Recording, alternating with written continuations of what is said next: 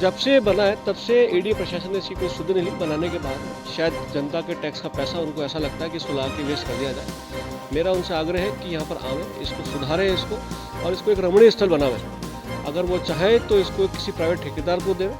आज की तारीख में यहाँ पर सिर्फ एक चौकीदार जो है एडी ने लगा रखा है। इसके अलावा यहाँ पे ना तो कोई माली है, ना कोई इसका कोई केयर टेकर है जो कि इसको सार संभाल कर सके, कोई झाड़ू लगा सके इसके अंदर। पूरे रास्ते गंदगी से पेड़ पौधे अटे पड़े हैं। सुबह घूमने वाला भी अगर घूमना चाहे तो घूम नहीं सकता। इतने जीव जानवर, क्योंकि जंगल हो गया, बदहाल हो गया है, यहाँ पर जीव जानवर ज़्यादा होते हैं, इंसान कम रह गए अब यहाँ पर। पंचशील ए ब्लॉक स्थित अजमेर के दूसरे सबसे बड़े स्मारक चाणक्य स्मारक के हाल बदहाल। 70 से 80 बीघा में निर्मित चाणक्य स्मारक अपनी बदहाली पर बहा रहा है आंसू। अजमेर के पंचशील ए ब्लॉक में स्थित चाणक्य स्मारक अजमेर का दूसरा सबसे बड़ा स्मारक है। पहला पृथ्वीराज चौहान स्मारक और दूसरा चाणक्य स्मारक, जो कि लगभग 70 से 80 बीघा क्षेत्र में निर्मित है, आज अपनी बदहाली पर आंसू बहा रहा है। जब से स्मारक का निर्माण हुआ है उसके बाद से अभी तक एडीए द्वारा इसकी कोई सुध नहीं ली गई, जिसकी वजह से यह एक जंगल के रूप में परिवर्तित हो गया है, जिसमें आए दिन आग लग जाती है, जानवर निकलते हैं। बिना देखरेख व रख रखाव के अपनी बदहाल स्थिति में पहुंच चुके चाणक्य स्मारक में चाणक्य की मूर्ति टूट चुकी है और अपने स्थान से गायब है। इस चाणक्य स्मारक में एक ओपन थिएटर भी है, जो कि कला के क्षेत्र में अपने आप में बहुत महत्वपूर्ण है। अजमेर में ओपन थिएटर एक मेयो कॉलेज में है तो दूसरा चाणक्य स्मारक में, जो कि बदहाल हो चुका है। ठेकेदार ने सिर्फ एक आदमी चौकीदार के रूप में रखा है। पेड़ों को पानी देना, पेड़ों की कटिंग करना, रास्तों की सफाई करना, कचरा उठाना, पाथवे को साफ करना, पेड़ों की बुआई करना आदि रखरखाव के काम एडीए और ठेकेदार के द्वारा नहीं करवाए जा रहे।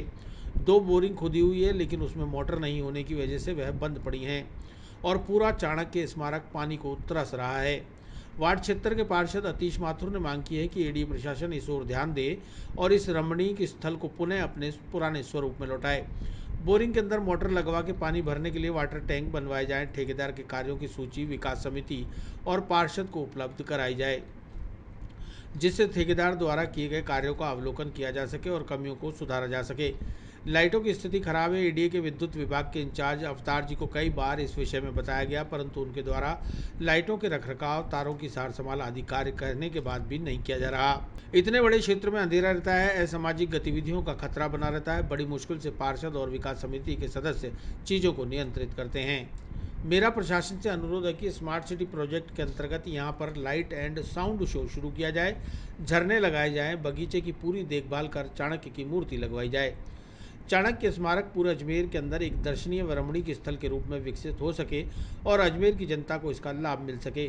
इस विषय में शीघ्र ही एडीए अध्यक्ष, जिला कलेक्टर और एडीए सेक्रेटरी से मुलाकात कर चाणक्य स्मारक की बदहाल स्थिति के बारे में अवगत कराया जाएगा।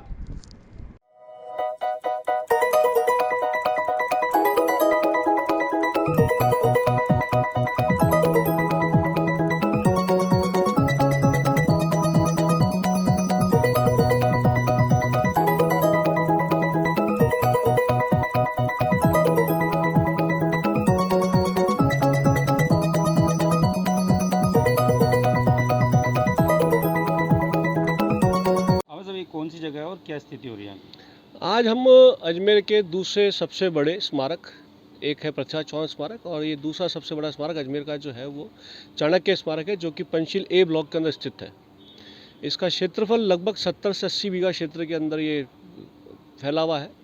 और आज हम आपको आपके माध्यम से इसकी स्मारक की जो दुर्दशा है, जो कि बहुत सुंदर होना चाहिए था और किस तरह से इसने अपनी बदहाल स्थिति के अंदर, बदरूप स्थिति के अंदर, वो आपको दिखाने का हम प्रयास कर रहे हैं।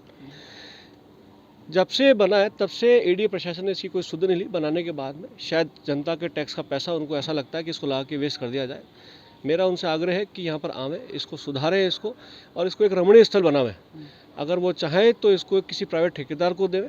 आज की तारीख में यहाँ पर सिर्फ एक चौकीदार जो है एडी ने लगा रखा है। इसके अलावा यहाँ पे ना तो कोई माली है, ना कोई इसका कोई केयर टेकर है जो कि इसको सार संभाल कर सके, कोई झाड़ू लगा सके इसके अंदर। पूरे रास्ते गंदगी से, पेड़ पौधे से अटे पड़े हैं। सुबह घूमने वाला भी अगर घूमना चाहे तो घूम नहीं सकता। इतने जीव जानवर, क्योंकि जंगल हो गया, बदहाल हो गया है, यहाँ पर जीव जानवर ज़्यादा होते हैं, इंसान कम रह गए अब यहाँ पर। तो अगर इसको यहाँ पर या तो कोई लाइट एंड साउंड शो करा जाए या फिर यहाँ पर कोई वाटरफॉल, इस तरह की 3-4 बॉडीज़ बनाई जाए यहाँ पर, जिससे कि पब्लिक इसको देखने आवे। इसको जो काट छाट एक जंगल का रूप इसने अख्तियार कर लिया है, उसको उन पेड़ों को बीच में से कटिंग कराया जाए, एक स्ट्रीमलाइन पेड़ पौधे की प्लांटेशन हो दोबारा से और इसको सुंदर बनाया जाए। दूसरा, यहाँ पर 2-2 बोरिंग हो रखी है, परंतु एडीए ने उस बोरिंगों को करवा तो दिया, लेकिन उसके अंदर ना तो कोई पंप है, ना कोई मोटर है और ना ही उसके लिए कोई स्टोरेज की कैपेसिटी इन्होंने बनवाई वहाँ पर। तो मेरा उनसे आग्रह है कि उन बोरिंग के अंदर, ड्रिल के अंदर सबमर्सिबल पंप लगावे, वाटर स्टोरेज की कैपेसिटी बनावे, जिससे अगर कोई ठेकेदार यहाँ पर आता है, इसकी सार संभाल करने आता है, तो पेड़ पौधों को पानी मिल सके और इसकी सुंदरता और इसकी हरियाली बरकरार रहे। आए दिन आग लगती है वैसे? यहाँ पर हर सीज़न में 2 से 3 बार गर्मियों के सीज़न में आग लगती है। हमारे को फायर की गाड़ी बुलानी पड़ती है और उस आग को बुझानी पड़ती है और लोगों का आक्रोश भी हमारे को सहना पड़ता है। किस तरह का हादसा हो सकता है वैसे? तार भी खुलने पड़े हैं। जगह जगह आपने देखा स्थिति बहुत ही हाल ख़राब ही नहीं, बहुत ही बदहाल है। ये एक प्रकार से जंगल का रूप इसने ले लिया है। जगह जगह जो लाइट के पॉइंट्स हैं उनके तार खुले पड़े हैं, नेगेट्स पड़े हैं तार बिल्कुल।